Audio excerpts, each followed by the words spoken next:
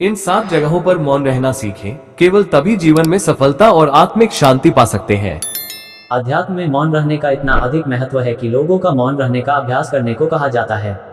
लेकिन व्यवहार में भी कुछ जगहों पर मौन रहना आपको जीवन में सफल होने का सुखद एहसास दे सकता है। कुछ ऐसी परिस्थितियां हैं जहां मौन रहना अति आवश्यक हो जाता है।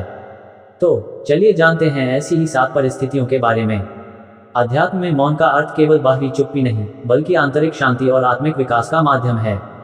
श्रीमद् भगवद गीता में मौन को योग और तप का एक रूप बताया गया है। क्रोध, अहंकार, दूसरों की निंदा, प्रशंसा सुनते समय, दुख के समय, अज्ञानता और ध्यान के समय मौन रखना आवश्यक है। मौन रहकर सुनना और सीखना अधिक लाभदायक होता है, विशेषकर जब हमें किसी विषय की पूर्ण जानकारी नहीं हो।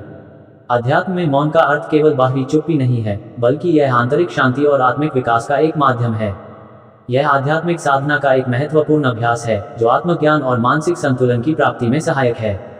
श्रीमद् भगवद गीता में मौन को योग और तप का एक रूप बताया गया है। वहीं उपनिषद में मौन को ब्रह्म का प्रतीक कहा गया है और माना गया है कि जहां शब्द समाप्त हो जाते हैं और आत्मा का अनुभव होता है। जैन धर्म और बौद्ध धर्म में मौन को साधना और आत्मिक विकास का एक महत्वपूर्ण साधन माना गया है। आध्यात्मिक गुरु श्री प्रेमानंद महाराज ने भी बताया है कि जीवन में कुछ परिस्थितियां ऐसी होती हैं जहां मौन रहना हमारे हित में होता है। उन्होंने 7 ऐसे स्थानों का वर्णन किया है जहां मौन धारण करने से आपकी जिंदगी में महत्वपूर्ण बदलाव हो सकते हैं।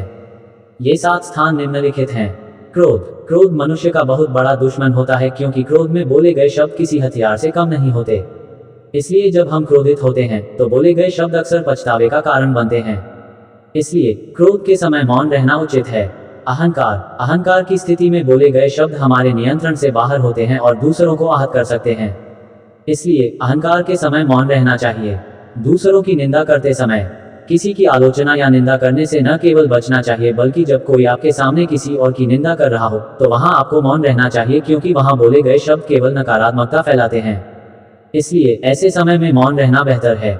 दूसरों की प्रशंसा सुनते समय। जब कोई हमारी प्रशंसा करता है तो विनम्रता से मौन रहना चाहिए, ताकि अहंकार न बढ़े। उस समय अपनी प्रशंसा में बोले गए शब्दों को केवल सुनना और उस पर विनम्र बने रहना ही आपको दूसरों की नज़र में अहंकारी बनने से रोक सकता है। दुख के समय। दुख की घड़ी में अनावश्यक बोलने से बचना चाहिए, क्योंकि इससे मन की शांति भंग हो सकती है। दुख में कौन सा शब्द किसे भेद जाए, ये कहना मुश्किल होता है, क्योंकि दुख में अक्सर लोगों की मानसिक हालत अस्थिर होती है। अज्ञानता में। जब हमें किसी विषय की पूर्ण जानकारी नहीं हो तो उस पर बोलने से बचना चाहिए। मौन रहकर सुनना और सीखना अधिक लाभदायक होता है। ध्यान या साधना के समय आध्यात्मिक अभ्यास के दौरान मौन रहना मन को एकाग्र करता है और आत्मिक उन्नति में सहायक होता है। जय श्री कृष्णा।